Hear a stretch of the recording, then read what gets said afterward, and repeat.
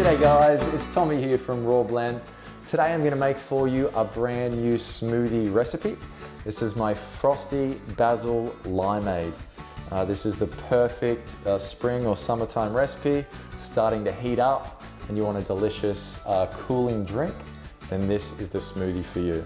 All right, let's get started. Today I'm using the Vitamix Ascent A3500i. This is the top of the line Vitamix model. First I'm going to put in 1 to 2 handfuls of green seedless grapes. Make sure they're seedless for this recipe. And I want to use green grapes as opposed to red for the color. I want my smoothie to be a nice green color. I'm just going to put in 1 slice of honeydew melon. Careful not to chop your fingers off. Notice I'm using the seeds of the melon. They're really good for you. They're high in vitamins and minerals. You know, you eat your cucumber seeds and your tomato seeds, why not the melon seeds? I'm gonna put in an apple, just a small green apple, the seeds, the stems, the peels, and for all those YouTubers about to comment, there's cyanide in the apple seeds, don't put it in.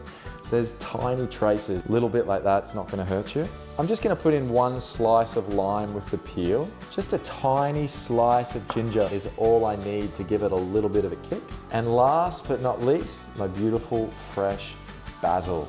That's where all the flavor is going to come from. 1 to 2 cups of ice, Frosty Basil Limeade. We need to make it nice and frosty. I think that's pretty good. What do you think? Now what I love about the A3500, I can set it to any time I want. So I'm going to set this to 30 seconds, high speed, speed 10, and it's automatically going to switch off once it's completed. So away we go.